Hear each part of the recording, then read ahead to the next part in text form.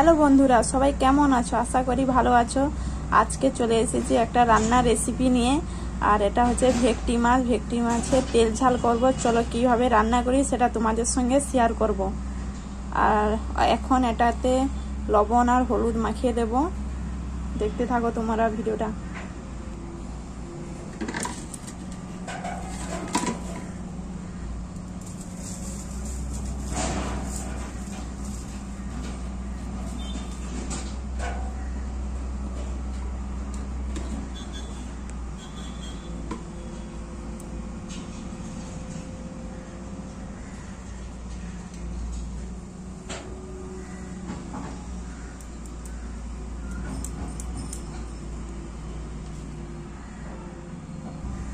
এটাতে এখন লবণ আর হলুদটা ভালো করে মাখিয়ে দেব।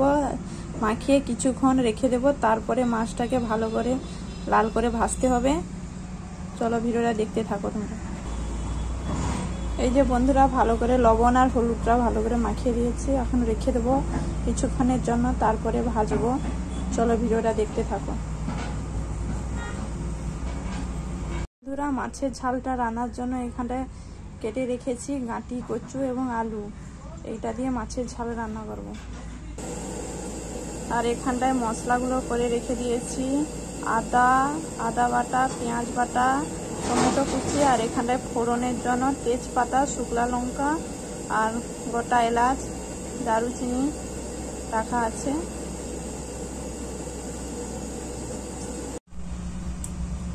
কড়াইটা গরম হয়ে গেছে। এখানটায় কিছু ভাজা মশলার জন্য কিছু মশলা নিয়ে নেব। এখানটায় আছে দারুচিনি, বড় এলাচ আর অল্প পরিমাণে জিরা দিয়ে দেব।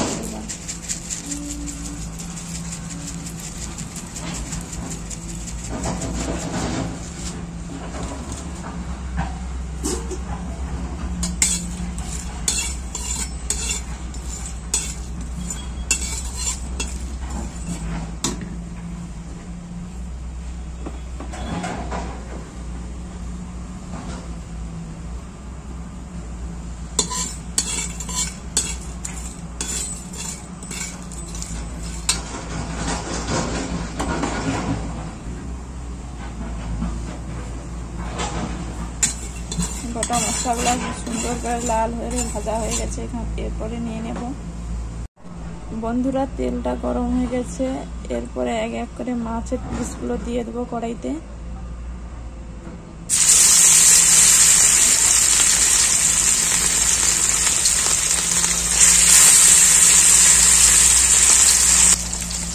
এক এক করে মাছের পিসগুলো কড়াইতে দিয়ে দিচ্ছি। কিছুক্ষণ পরে নেড়ে চেড়ে নেব।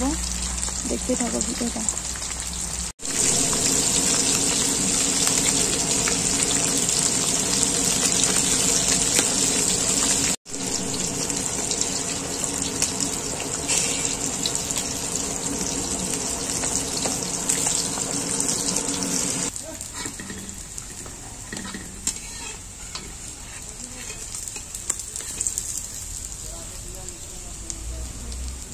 এই যে দেখো বন্ধুরা, লাল করে ভাজা হয়ে গেছে।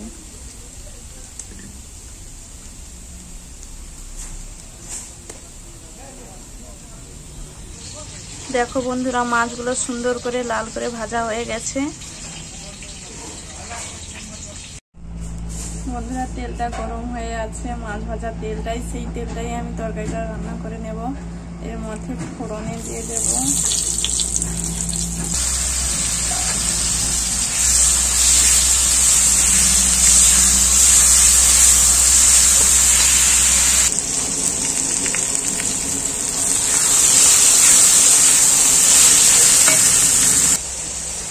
ভালো করে। মশলাটা কষানো হয়ে যাচ্ছে। এটা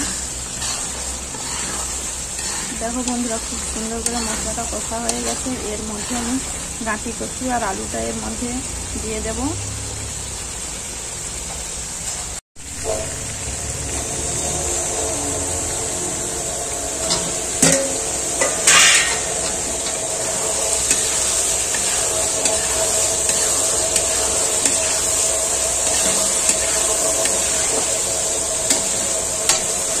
আলুটা গাঁটি কচুটাকে ভালো করে কষিয়ে নেব। তারপরে অল্প পরিমাণে জল দিয়ে দেব।